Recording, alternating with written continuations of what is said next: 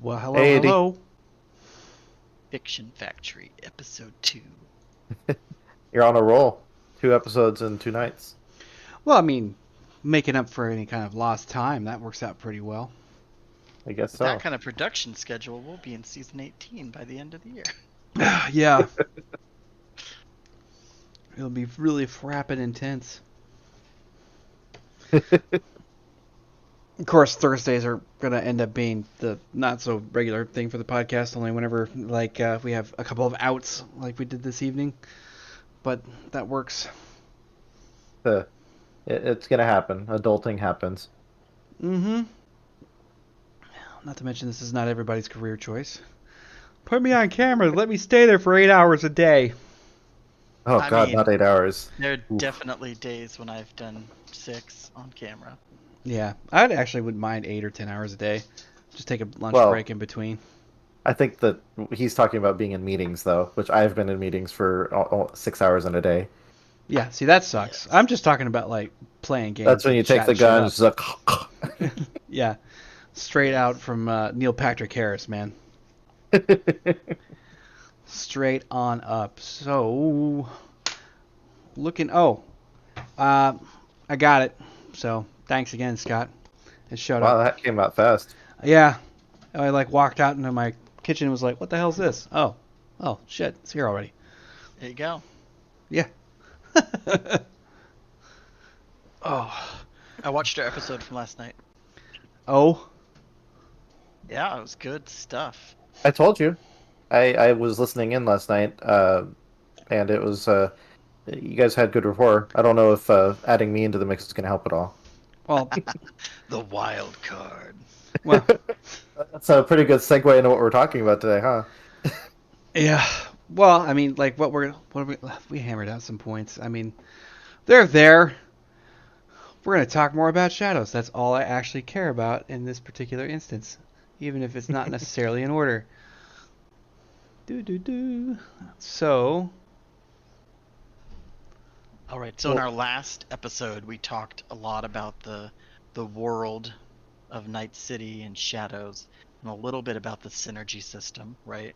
yeah, This new brief touches. D10 system that, you know, really emphasizes training and character creation and having a real good idea of who your character is going to be. Because if we were talking to like how you've seen copy paste characters, either the same person who every system they're in, they try to copy paste that same character, or the same I'm a fighter with 18 strength and a 16 con, and here, this is what I do, Yeah, from dozens of players creating that same character in all of theirs every time they create a new one.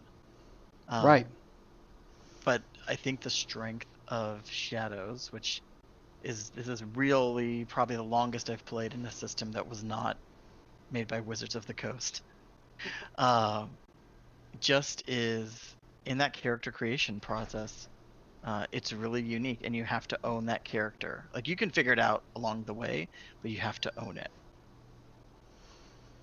Absolutely factual. Yeah, that character concept plays into it very deeply. You can't have um, a weak sauce character concept walk into this and expect to have the game work for you. You have to know what you want, which I well, think you could, but it's gonna be a very bland experience, I think. You guys talked broken. about last night that someone can come in here and just play it like a game, and that everything's all about the mechanics and stuff like that. But that's not super fun for everyone involved generally. Yeah, you can quote unquote win, right? I killed all the things, or what, like, but that's not. You're not going to have that rich experience that we were talking Well, about. a story to tell. You're not going to be able to go back and talk about how we save someone by flashing them.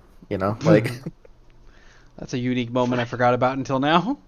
Well, and I gotta say, like, I think I had mentioned this before a few months back, but it took me a couple of months of playing this before I realized, oh, this was what Bill was talking about all those years when he would tell me some like totally wild story about this game he was playing, and I'm like, this this sounds too frenetic. It makes no sense. Like, are you sure you weren't high when you're describing this? Like, this is, and then I play this and get it, 10 sessions under my belt, and I'm like, oh, this was that system. This was how Oh. you can have a werewolf wielding, a top hat, who transmorphers into the wall, or can fly or shoot, cover their enemies with napalm diarrhea.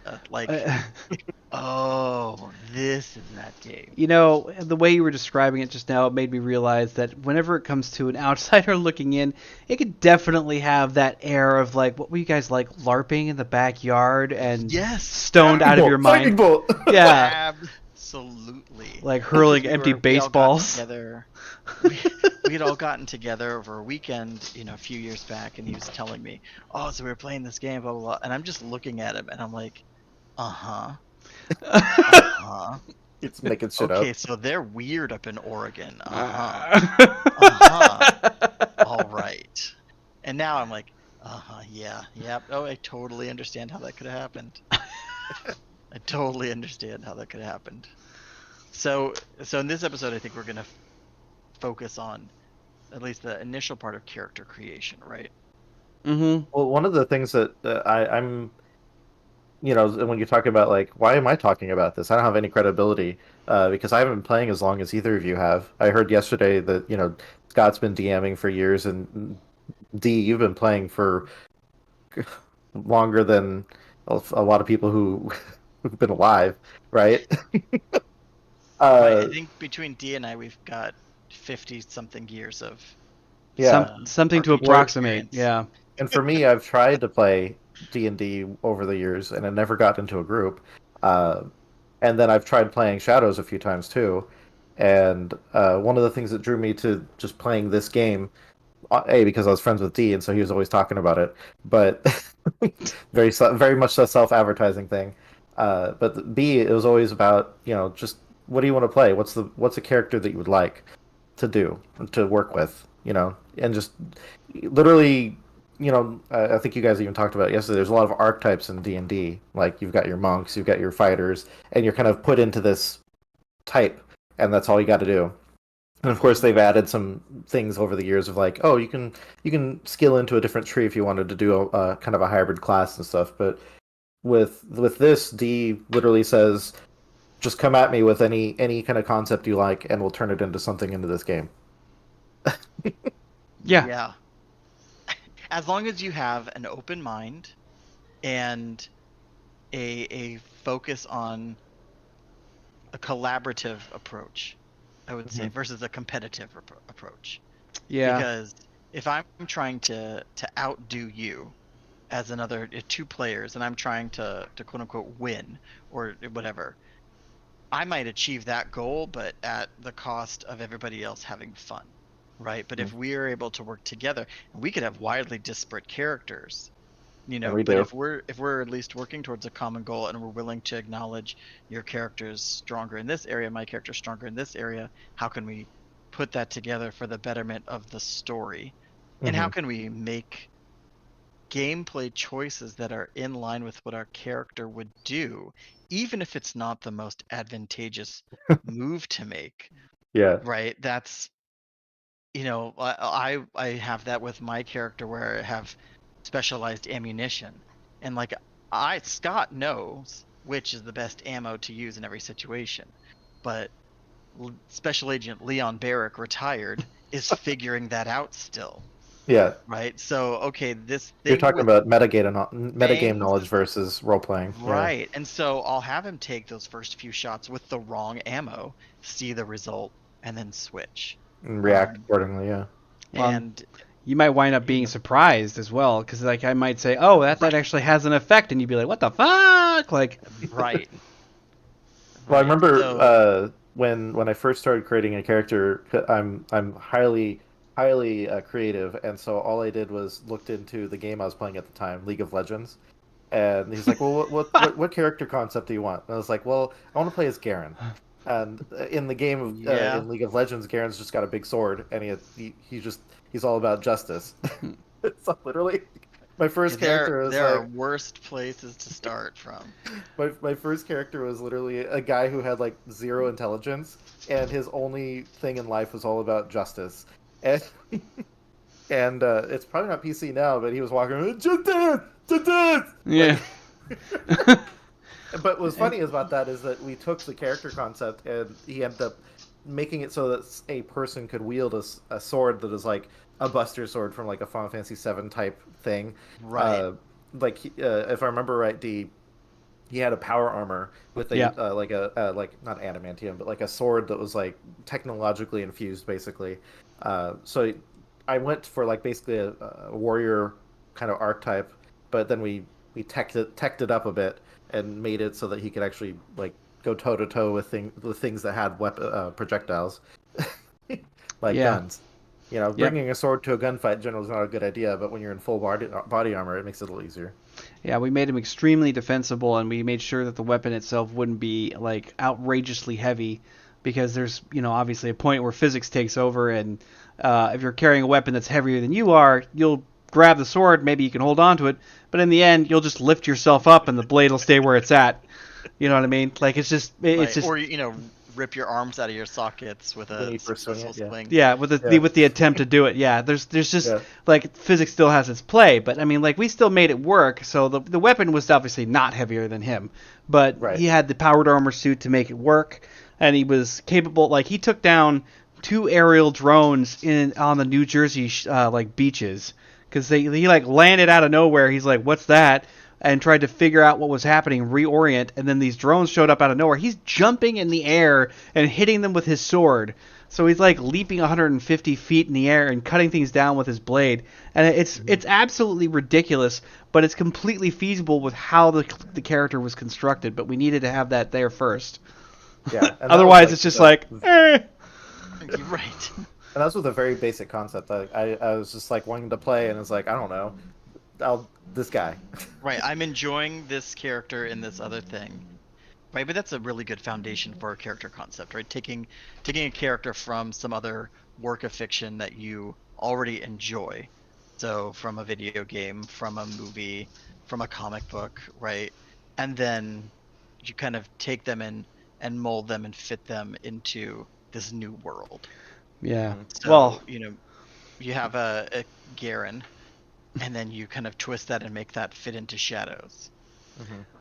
and the selling point that I always put out was like, okay, what was the character you always wanted to play but never got around to doing because either the system stopped you or you just you couldn't find somebody who was willing to run it. And Yeah, and I'll say anyone who's played any D&D, and I don't know if this is as true for other systems. I have created hundreds of characters.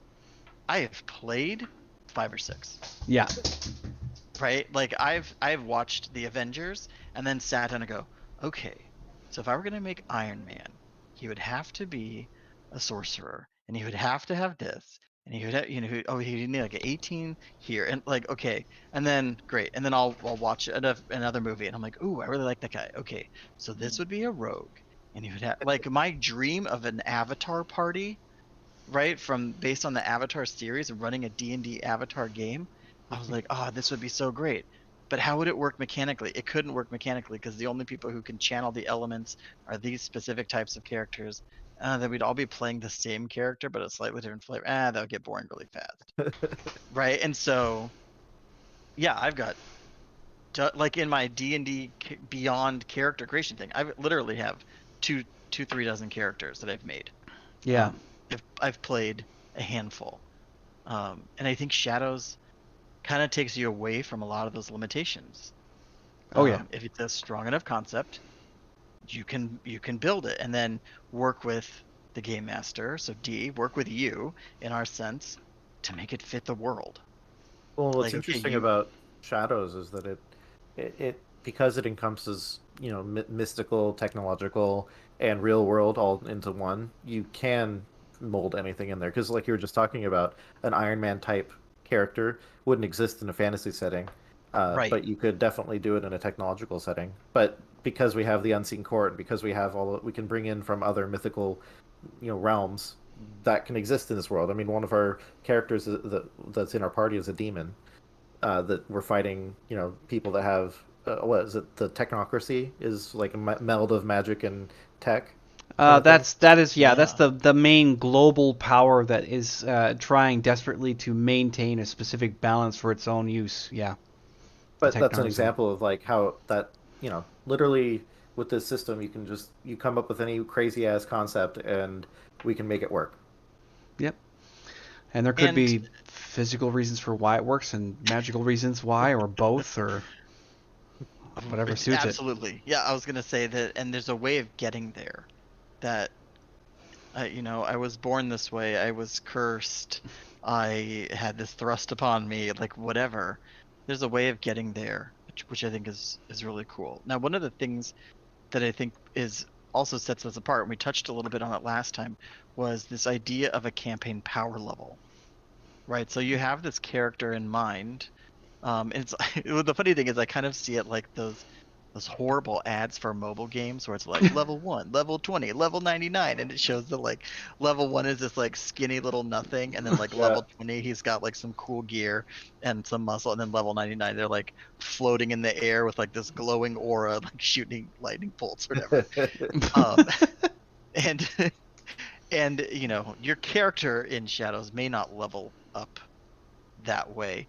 That could be the insertion point, right? That's where they are jumping out of the plane into the campaign. Is we're doing a basic cyberpunk, and everybody is this kind of like street level, more mundane. Maybe they've got one cool thing or quirk that sets them apart, or they could be, you know, you're literally battling gods and demons, and that's like where the game starts. Yep. That session one is you're jumping in at that power level. Kind of like the having one of those cheat codes from old games where you can like start at Yeah. the first level, or start at the last level. You Justin Bailey, you got the zero suit Samus. You're gonna jump in with 5 rocket launchers. Like, Oh my god. At least you don't have to worry about level adjustment figures like you would have to do in like Pathfinder and shit. Uh, like, oh, it's like, oh yeah, you're gonna have to start off at third level, but everything's level adjusted, so you have to go like, burp, burp, burp, burp, burp. Like you don't have to dick with any of that. I have no idea what you're talking about. What is that? So So I've like third level isn't third level. It's first level no, part it's more 3. along the lines of what you have to do. So if you start off as a specific character, I believe it was Pathfinder, and it's been a while since I've done it, but they had this thing called level adjustment where, and I gotta have struggle really hard to remember what this is, but Our fans will send in emails and I, tweets telling us we're wrong. yes, but All one of if I them. recall correctly, certain characters start at a higher power level, for lack of a better terminology, because of their race and the abilities that they have. So it's like even though they count as level one, Okay. they are adjusted to a level 3 because they are obviously more OP than a level 1 character could actually be. So they had level Oh, adjustment. interesting. So you had a slower experience at the first couple of levels. Like you had to clear this gap before you would advance because your character was more badass than he was supposed to be at start. So, That's a real. That's like a reverse engineering. We were talking about AD&D Second Edition last night. Do you mhm, remember the rarity of the Paladin and the Ranger? yes. That you had to have those high rolls. You could be a fighter, but if you rolled that 16 in charisma and that 16 in strength, like if you had high enough dice rolls, you could be the Paladin or you could be a Ranger. Yeah. And you had to be only human. Only humans could be paladins. Period. Right, No only other race humans. could do it. Yeah, and so that was like we see like this prestige class sort of situation before they've established prestige classes, and now you get eventually each edition of D&D starts off simple and then gets to that bloat, and then now it's 5th edition, now it's 6th edition, like so the idea of having level adjustment right off the bat, that's real interesting. Mm-hmm. Yep. Well, and this is kind of what, because like, God, if this is the reason why I wanted to like create this system in particular, or like at least make it possible to run in, because I've played in so many different types. I've played Riths, I've played superheroes, Pathfinder, um, I've played a lot of like hodgepodge games that were just like one or two shot, winner goes, and then I just kind of like forgot about. I kept the books. There was a lot of like White Wolf, which was like, Hunter the Reckoning, Mage the Ascension, Werewolf, all of that.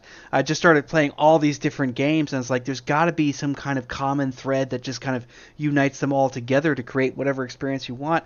And then the last piece of it would have been Cyberpunk 2020, because I never played that independently. I just played the mishmash that Shadows was and said, let's fuse this together into something a lot more cohesive than just this is this and this is that. And we're just kind of playing it parallel. Like, no, let's make it really, like, with your guys' encouragement, actually, with some of these finalizations, they've been coasting into that. Yeah, this is its own thing now. I'm trying to become less and less reliant on the super special spiffy parts of White Wolf and trying to honor but also disengage from the cyberpunk half of it and just make it all independent to this, because those systems are well established already, and Cyberpunk 2020 was in the 80s. But I love the artwork in that as a diversion. But but yeah, that's where it all kind of started, and then but that's taking little pieces. I cherry picked a whole bunch of stuff from a bunch of different systems, and was like, this would be cool here, this would be good right here, this would be good right there. It's like I like the experience from this, and that was the main rule for building this particular system. Was like, is it going to kick ass? Are the players going to love it? And is it going to be quiet enough that it can stay in the background? That was something I said last time. It was like, I like the mechanics to give the experience the oomph it needs, but it can't be the focal point. And it's funny you mentioned that. I was talking with one of my friends and describing Shadows to them, and the best way I could describe it is like it's pretty much standard, like writing a story or role playing with some structure so that you can't just god mod yourself into the best situation. Because someone could say, "Oh, you're fighting a demon." It's like, well, I'm going to dodge every ability. You know what I mean? Like I'm gonna be like Neo and see everything coming. But with the roles, it makes it so you have to deal with the consequences and figure out the actual physics of what's going on. So it makes you think about that. But I think a lot of times it does go into the background. I think the most mechanical we get is when there's just so many different systems that we have to ask you, like, what are we rolling on? But first we're saying, okay, I want to try doing X, Y, then Z. And then you're like, okay, you're gonna just roll this dice and we'll see what happens, kind of thing. Yeah. Yes, especially with Riv. Riviera is good at doing the, okay, this is my end result. How do I get there? Like, I want to. I have a very specific image in my head of what I want to have happen. Yeah, you've got this, like how to make this happen. The game it's very cinematic, right? We talked about that a little bit before. It's very cinematic gameplay, and so, yeah, with Riv, you're approaching a situation, whether it is like a locked door or some nether beast or something like that. You're like, well, I'm gonna kick Flip off the wall, flip him off, throw 2 knives, and then when I land, it's gonna be superhero pose, and the dust is gonna spell out "screw you." And they were like, all right, give me a melee attack.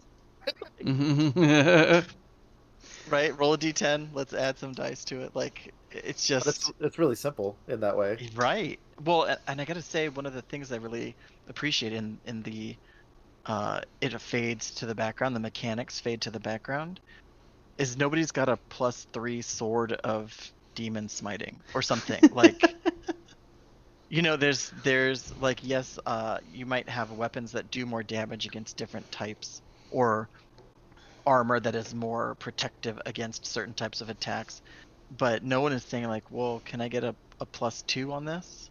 Can I get a +3 on this? Like, that's not part of the vocabulary. It's not part of the parlance when we're playing. Yeah, that's true. So, and you bring up something there that's kind of interesting. This is why the synergy system is called synergy, because you can take mechanics that work under an archetype specifically, bend it a little bit, and make an item out of it. And the example I'm coming up is Ivar's Ring. All that is the same idea as a vampire's blood pool, spending points to have certain effects occur, and then just making sure that they have a full blood pool. And he's got this ring that basically makes him a sort of honorary vampire without having to bleed anybody. and he just Well, he has to pre-bleed, yeah, Yeah. he's got to right? he's got to absorb blood into this ring, but he gets every pint of blood is 1 point, but every pint of blood he gets a maximum of 15. He can spend those blood points just like a vampire would out of this ring, just like charges in a staff you'd get in D&D, but he'd be able to use Right. these blood points to like heal himself immediately and do all kinds of stuff with a limited rate of use in a round. Like he can do I think 3.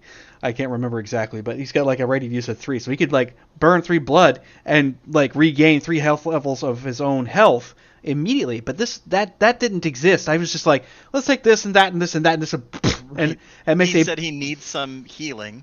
yep. Let's figure out how to make that work. Yeah, I just created the magical item out of off the top of my head, going like, let's take this because it's kind of weird, and we'll throw this in there, like, make it magical because that's what it is. And now he's got this thing, and he's super weird with it because he's always asking for blood and wanting to like dip his hand into liquids that he shouldn't be. It's like, dude, it's Well, Yeah. you crazy. Super weird with it. That's Ivar. Mm-hmm. But yeah, so this isn't to say that there are no underlying stats, right? So Right. that initial character creation, we go back to that kind of concept. You have this concept of your character. Mhm. So When I first came up with Riv, I was seeing everyone else creating their characters, and besides Drew and Ivar, which is basically like Hobo Wizard, uh, I saw lots of beefy people that was like, I'm gonna take it all, you know what I mean? And so I was like, well, okay, I'm gonna make someone who, instead of being able to take damage, what if she never took damage? So I was thinking of someone who is really lucky, right? And I was thinking of movies of like who's someone who's always lucky and always gets away at the nick of time. And I thought of Indiana Jones. Because I was thinking of all the different set pieces that happen in those movies where it's just barely you see the thing like get right the grazes. hat gets brushed, or yeah. Yeah. And so I was like, that would be really cool to do this because the game revolves around luck already.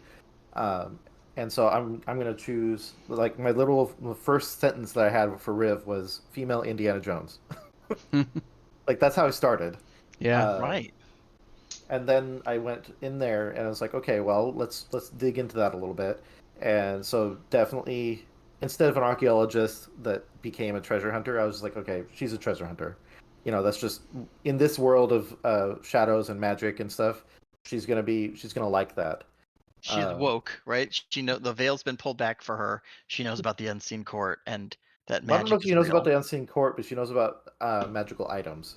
The main reason for that is, I dipped a little bit into League of Legends again for inspiration, and her gauntlet that she ended up wielding was from Israel.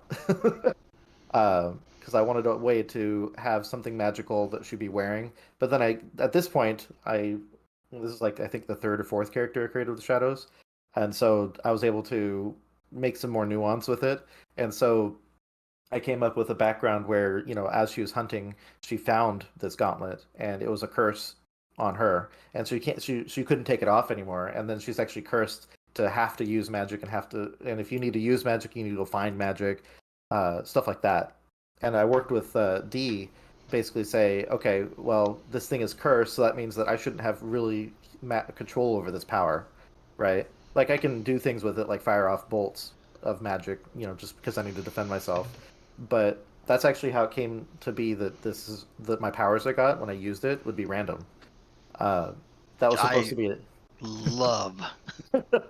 Yeah, it's just conversation after conversation with D, like, and we didn't sit down for like 3 hours and hash this out. It was just like, hey, what if we tried something like this? And he'd throw out an idea here and there, and I'd be like, oh, I like that. And I really liked the idea of. So one of the problems I've had with other games in the past, other role-playing games, is that going back to what you said, D, about how the mechanics get in your way.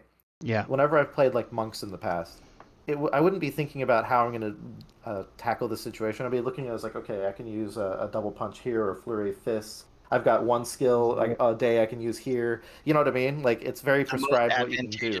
Metagamed. Yeah, I'm basically looking at my sheet and saying, okay, well, here's my tools I have in front of me, and like a game, I'm gonna just put, in my little cursor, I'm gonna select that one, and then I click the button and I roll the dice, and it says yes or no, and then I'm done.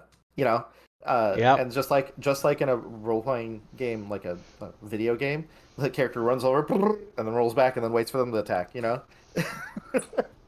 so I wanted to take that to the extreme, where it's like, okay, whenever every fight I go into, I'm gonna roll a dice and see what power I get, and I'm gonna have to deal with that. And Yeah. How did you guys come up with the range of powers that you had? Because when we initially started, Riv is introduced as this like gorgeous young blonde, kind of in like biker leathers, I think, with Yeah. this massive gauntlet. And so we're like flooding you with like infinity gems, like Yeah. infinity gauntlet Yeah. memes and all this stuff. Yeah. But you have this gauntlet, and then the powers were not like ice bolt, fire bolt, lightning bolt. Like they were all over the place. Yeah. To the point That- where I think the other players didn't know what one of your powers was because you hadn't rolled it, and so we were like, every time you're like, okay, I'm gonna charge my gauntlet, and we were like, come on, get it, we were like super it was excited. the 10 at the time, like the We're actual like, 10 get on the the dice. 10, get the 10, right? Like, so how did you come up with these powers for it? So that one I relied on D a lot, because after I talked with him about what I wanted, I basically told him, it's like, you come up with my powers. Because again, this is going back to it's a well, you know what I mean, the powers that my gauntlet Yeah. will give me, because I was like, this is a cursed gauntlet, Right? so I shouldn't be picking what these things are. At least that's This you know one I- heals me. This one makes me immune to everything. This one kills all the bad guys. Oh no, I'm Right. so cursed. Yeah, right. And some of them do end up being really helpful, like regeneration. But like, that's yeah. So D, that's a good question for you. Like, after we had our discussions, how did you come up with the first set of powers? Well, I mean, because I know you're kind of a weird guy. It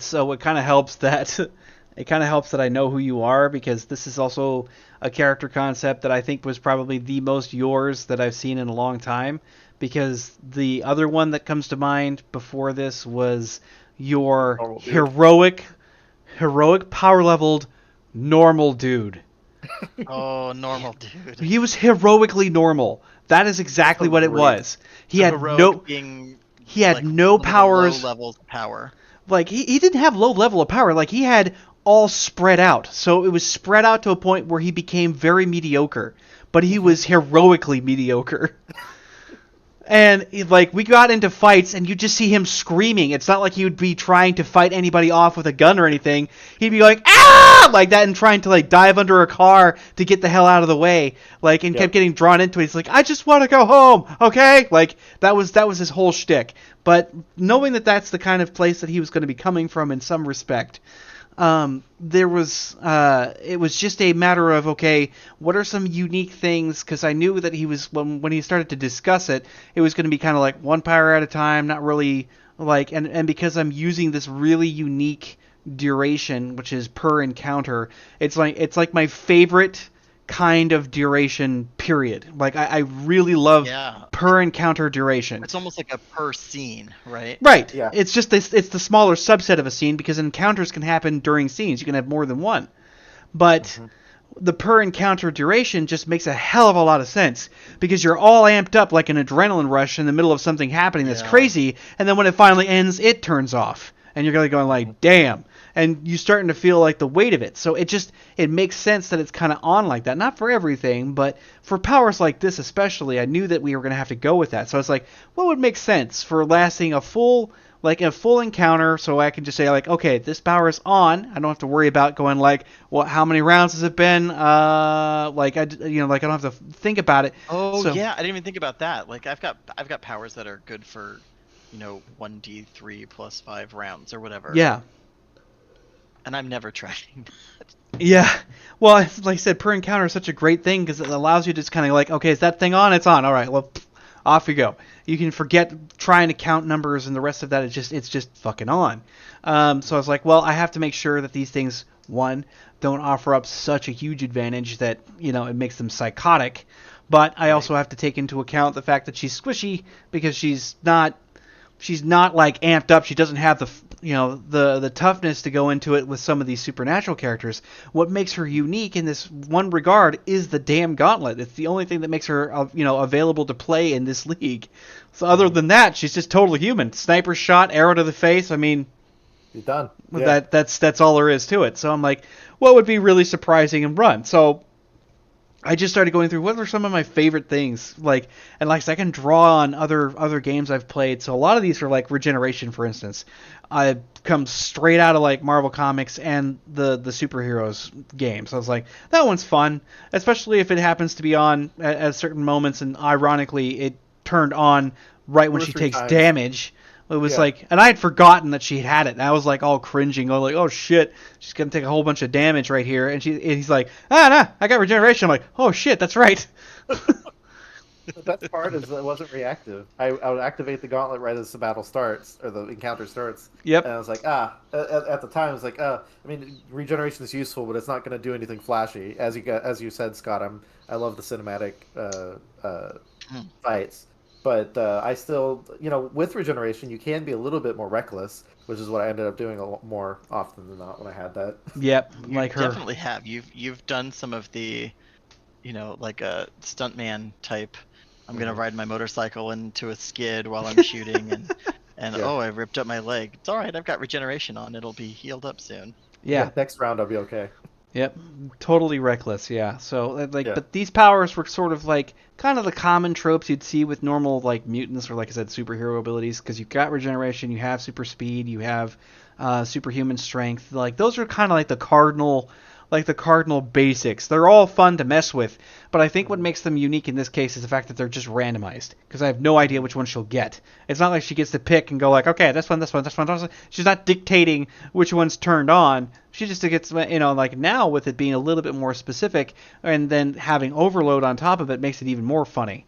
So this is a good opportunity to talk about one of the interesting things about this game, which we've been talking about it for a little bit, which is unique mechanics, right? Mhm. I talked with Dee about some of the things I wanted to do, and then we came up with this idea of what if I had a random powers when I got into fights, right, or into encounters, and so after talking with Dee, he came back with this like, okay, he gave me a Word document and was like, okay, here's the powers you can get, and you're going to roll a D12, and then subtract.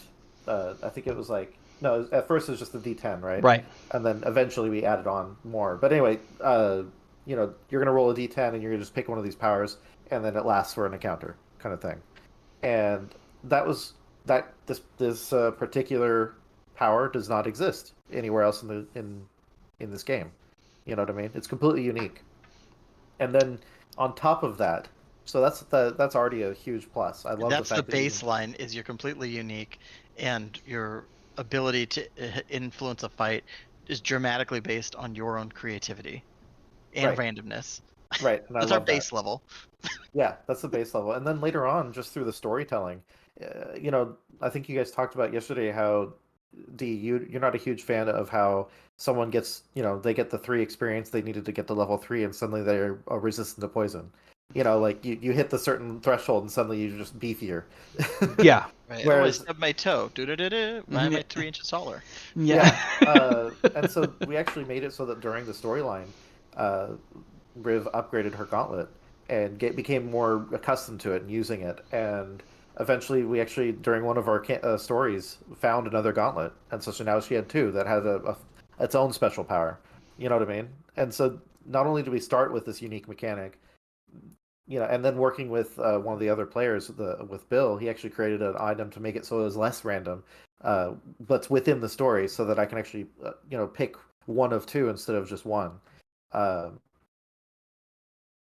Story that you were talking about, Scott, about I didn't tell anyone about my powers when I first got them. You guys would hear about them the first time I'd use it, and Yeah. one that I hadn't gotten was an Iron Golem. For Oh.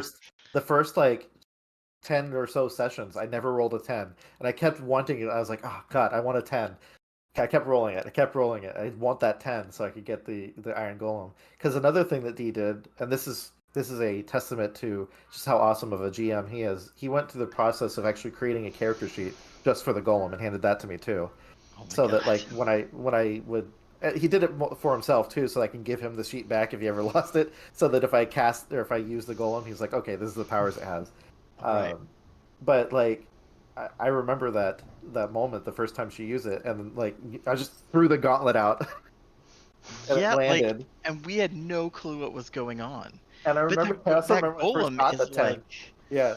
that golem has come out and been a game changer so many times, including our last session. Your Mhm. golem was, fifth man off the bench or whatever, like holding their own The while zombies, yeah. Or while the we were vampires. fighting everything else. It was like, and where's the golem? Oh, just cleaning house over there, like just wrecking things left and Well, right. we knew something was bad when it got kicked down. Right. Yeah. And so, and But that this that is an whole example thing, of that unique mechanics, taking yeah. that and then adding on to it. I mean, my Word document has been edited and modified so many times now that doesn't looks nothing like the original document. And I've got like rules of like I can have two different powers active at the same time. I can overload. That's another new power that like if I roll the same ability twice, I can jack it up like to So if you roll 11 two for like sixes, instead of getting to choose between six or between six, you can double down on that one. hmm And so that makes it so that going back to the original concept of randomness in a fight and being creative with my powers, I really like that because for me, I'm listening to what's going on, but I'll roll one of my runes and I'll see what powers I'm gonna get or what options I have, and I was like, okay, what can I do with this? Actually, just remember last session, Yeah. or 2 sessions ago, actually, it was one of the powers I had was Fireball, and the other power I could choose from was either using my Iron Golem again or Psychokinesis, which lets me control fire as one of its Right. powers. And I was like, I actually, D, you didn't see this part. I was talking to Scott on the side. I was like, which one should I choose? Like, Yeah. And I think that's really cool, right? So this is, as you said, a testament to our dear game master who said, okay, we're gonna take your awesome rockin' concept of Indiana Jones style relic hunter Mhm. and then flesh out this background so you found this cursed gauntlet. Okay, great. And now we're going to go save the town from the evil bad. No. Now we're going to weave that background story in so that it's this like Norse rune, right? The Norse That's Gauntlet, yeah. this Norse gauntlet, and then we like bump into freaking Odin, I Mhm. believe, Yeah. and find out that there's a second gauntlet that's linked to this, and you have to go on a separate mission. And so that background that you had like session 0 a year and a half ago Mhm. comes into play and is an integral part of the story because you took the time way back when to really nail that concept. This is a character who relies on luck and randomness and is thinking on her feet and all that, and she's got this cursed item and now is able to control that a little bit more. It's still random, but you put the bumpers out on the bowling alley, right? Like Right, I yeah. can I can still gutter ball if I try hard, but for the most part, those parameters are a little more narrow. I have a little more choice, but I may be choosing between two quote unquote bad options, right, or two less than ideal options. Mhm. It's Well, not talking about luck, because I know one of the things we wanted to talk about is just allocation of points and starting to do stats and attributes. I think right. something that The is crunch, yeah, something that's not talked about enough. Like it's so integral to the system, we just like take it for granted now. Is the luck system, and just to talk I about that for a love the second, luck. the way it works is that you pick when you're building your stats, you just like anything that you're building, you get a set of points that you can allocate in places, and one of the things you can allocate is a luck stat. And it's not like other games where like, and when I'm saying in games, I'm talking about video games. Generally luck makes it so that like, hey, your crit chance is higher, or right? hey, It's you a have a higher chance percentage to. adjustment. Yeah, it's like a small little thing that, like, by and large, doesn't make a huge effect, but you might see it randomly. In this game, it's an actual one of your economy, like it's an economy of something. Luck is Uh, very active in this game. yeah, and so how it works is whenever you roll your dice, you can spend luck, and so the max points you can have right now is 10, and so you can say, let's say you rolled a 1 on the dice. Anyone else sees a 1 knows that's a critical failure, and that means, oh god, something bad is about to happen. Well, if you have luck, you can spend some points. By default, I think it's 3. You can spend points and re-roll that dice completely.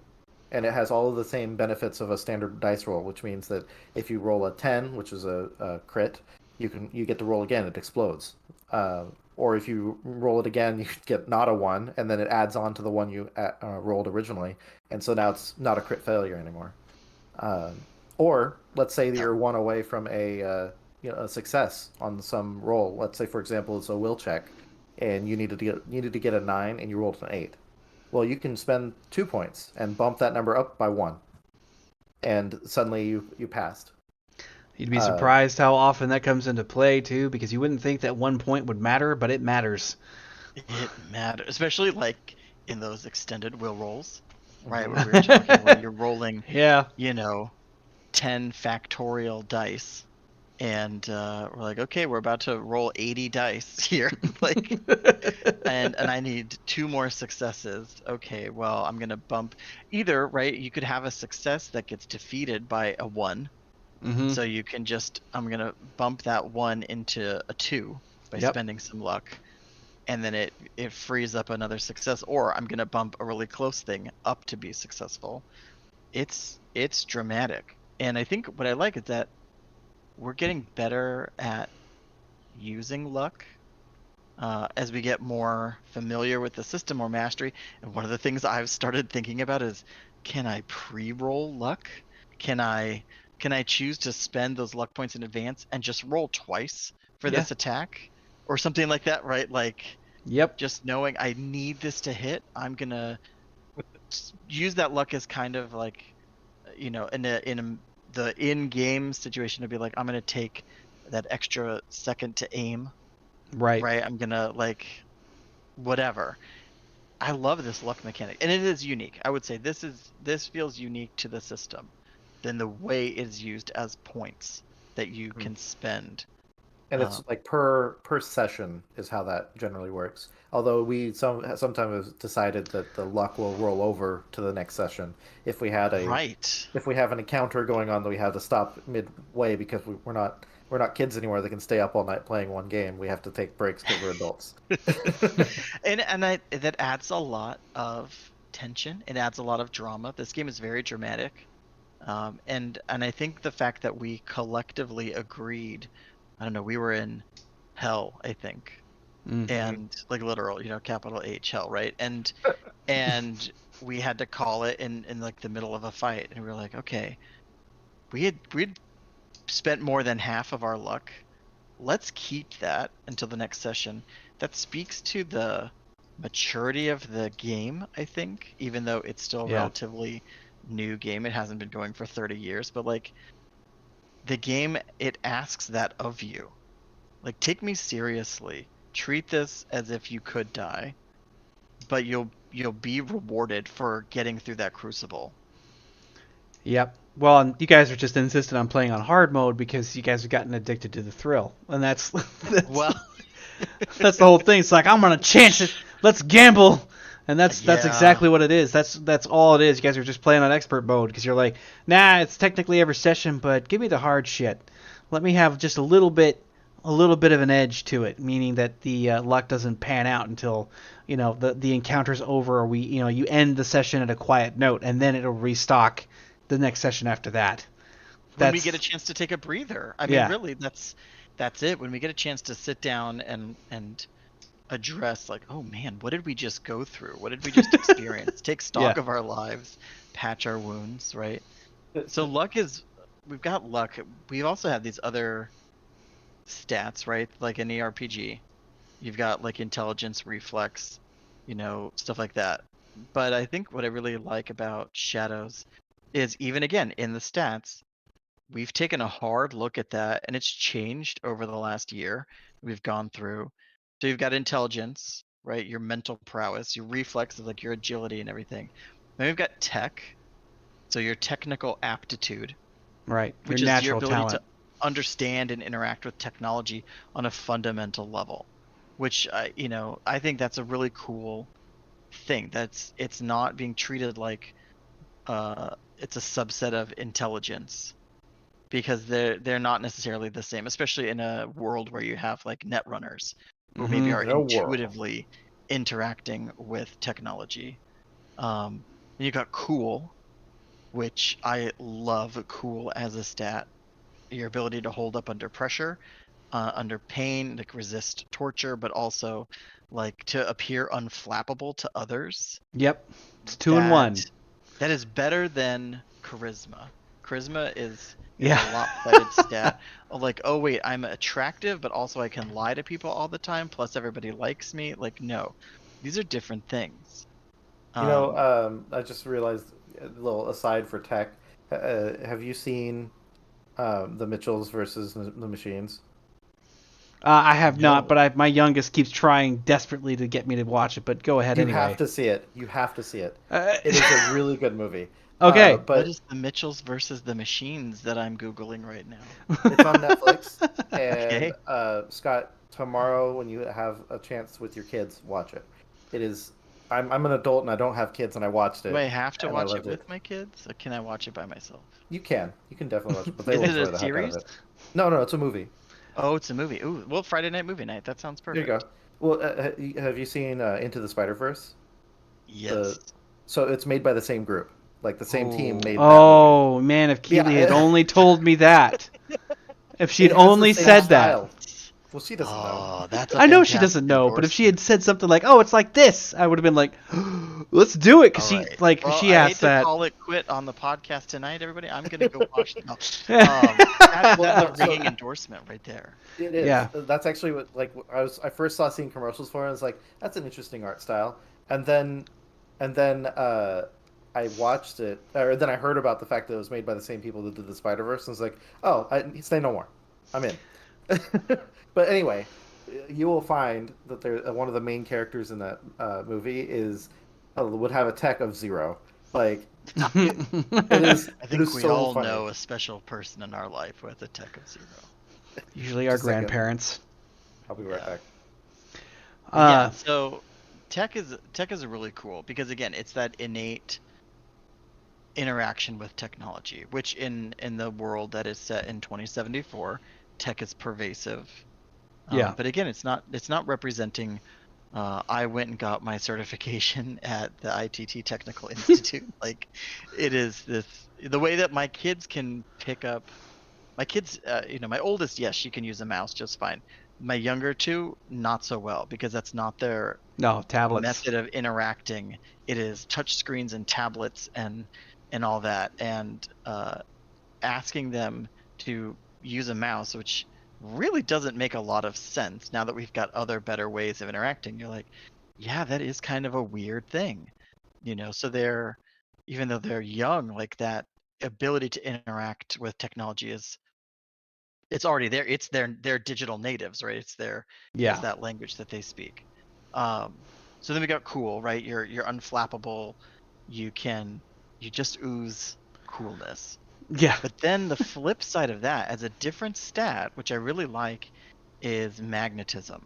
And that is another one that I feel is really unique to Shadow. I hate modifying the word unique, but it is unique to Shadows. Right. Because it is, I think you described it as your social gravity well. Yeah. Yeah. And I love that, like, oh yeah, that hits that's a good description. Social gravity well, how well you draw people to you or push others away, right? If it's a low Right. feel, you push other people away. Because a lot of people tend to think of magnetism as being only the draw in, but it's polar, so you can repel people as well. All right. So you could be someone who is very cool, but unapproachable.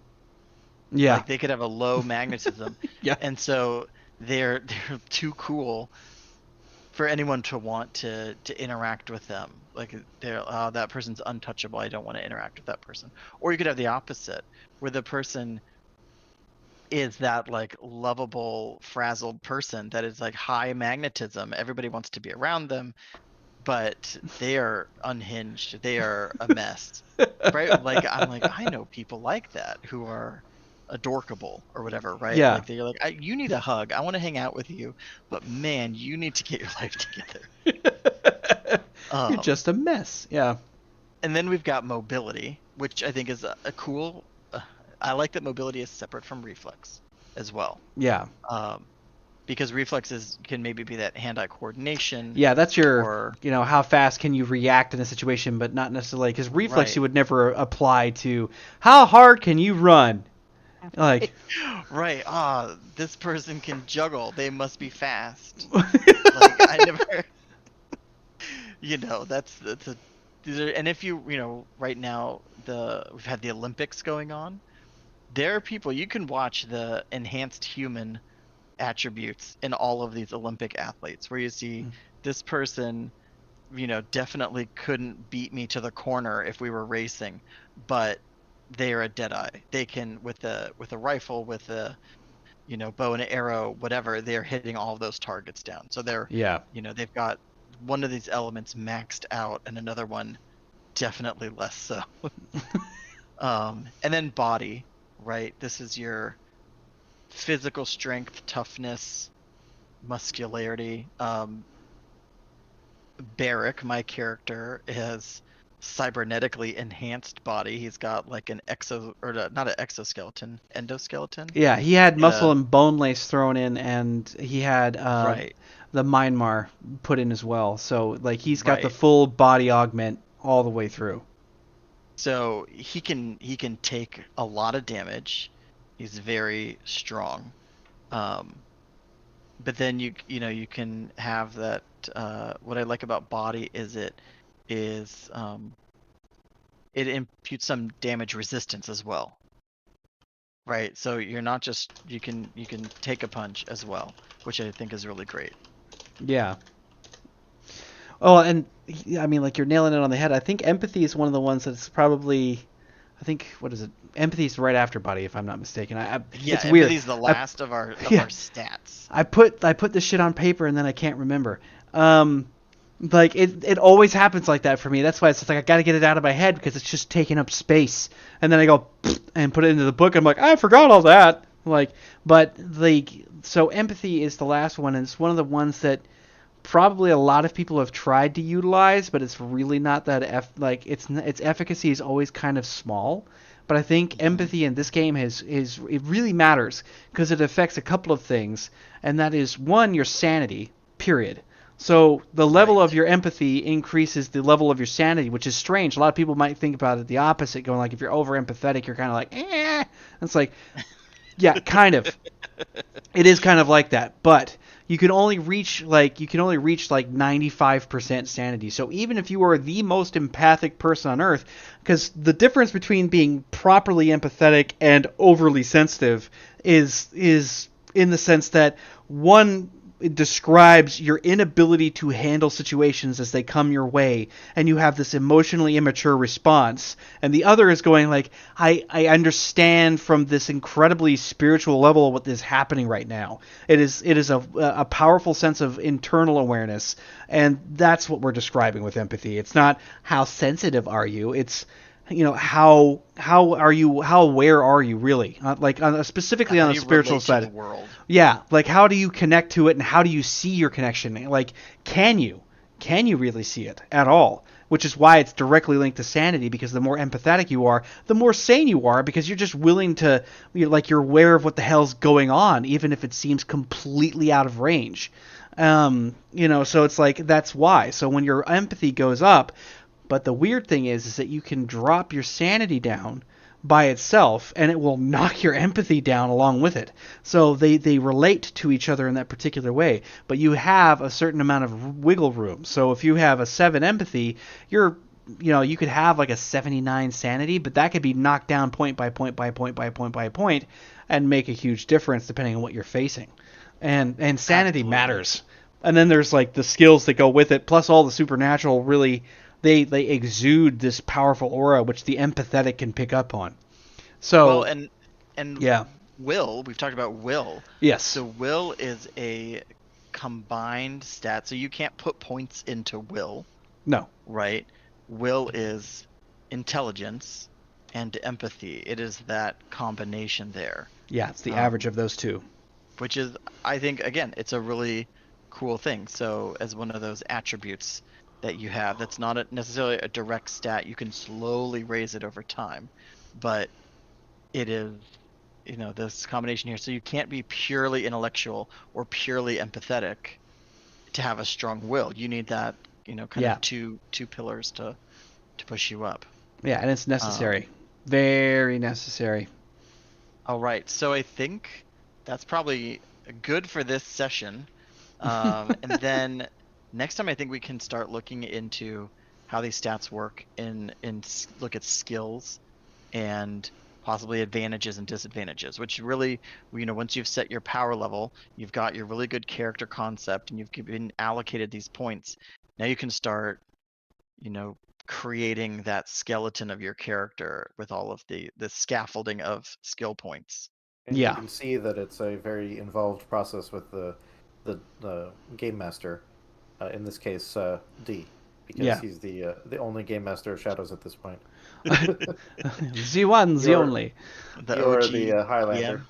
Yeah, well, I think it's probably the best thing to even stipulate on that is that this is because I get so much praise. I'm like, I don't know what to do with that. I'm just trying to play a game and have fun. I don't like nobody. Stop touching me. Well, it's more like it's Feelings. like I don't want to come across like I'm just absorbing brown nosing. Like it's just kind of like there's something I've got going on there with that. But I think that the real treasure of this particular game for me, especially at the start, which is probably the reason why you guys are so like about it. The whole premise behind this game is literally for me to collaborate with you.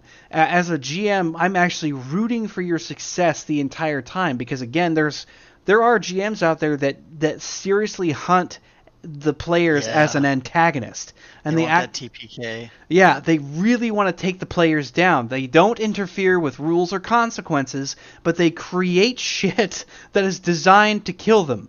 And I think that is the wrong mindset, I guess. I just don't have... It's never worked for me. I've never thought, well, I'm going to be antagonistic to these 5 other people sitting at my table. And it's like, I'm sitting there going like, no, I'm supposed to be hanging out with friends, not shooting not trying to snipe all of my buddies in the middle of a game session. It's not the point. But it's highly collaborative. Now, that being said, like... I encourage the creativity and the weirdness and all of the different character concepts. I encourage that because I want something wild. Because what happens is that I'm forced to have to deal with whatever psycho crazy idea that all of y'all have come up with and see how far I can push it. And, like the system itself, as I keep testifying, is just that it can handle it. It can handle it. No matter what you throw at me, the system can fucking do it. And I haven't seen it break once, not even a crack. It's always been able to sustain itself because it's highly adaptive. And then after that, it's this collaborative effort where I'm going like, I want you guys to play whatever the fuck you guys want, whatever your favorite thing is. I don't care if it's a cowboy working at a gay bar who literally has a whip and uses a Bowie knife as his primary weapons and never uses guns for whatever reason. And it's like, I don't care if that's what you're going for. Like, I just want to see if we can pull it off. And then that collaboration goes into the game itself, which is why I drag the story and the rest of that in there. But that collaborative effort is always ongoing. And I'm wanting you guys to win, but the diametrically opposed part is that this world sucks. And these people are going up against shit that is nightmare fuel incarnate. And they have to survive. And I'm still rooting for them, even if they aren't the best people on the planet, because survival is the necessary component. And so they're probably going to be shitheels all the way through to the end. Some of them actually blossom into like genuinely good at heart type people in a world that is full of garbage. And that's the kind of shit that I like to see, is like, what happens? Do they actually turn this new leaf and become something else, or they go all the way down into the rabbit hole of hell and stay there and just manage to rule hell instead of becoming heavenly themselves? Like, Right. you never know. You just never fucking know. So it's just that's I don't know. That's the main premise behind all of it in terms of me, the GM, versus the players, etc. That's all I want to do. Just want to see where it goes, man. Story. The problem is solved. Yeah. Collaborative, not competitive. Yeah. Yep. And I think that's the name of the game with Shadows, especially on the character creation side. Collaborative. Yep. Most fun I've ever Alright. had. So next time we'll look into skills and or not skills and attributes, but skills, and then the whole advantage disadvantage system. I think it's another unique element. I've always thought that the advantages and disadvantages really helps to flesh out your character, because sometimes people just don't think about what they're doing, and so that's a preview for next time. Yep. Yeah, so tell us what you think. Whoever's watching, thanks for being here, and I think we'll all be seeing you sometime later. We'll try and do more. Yeah. Like and subscribe. More of them thumbs up.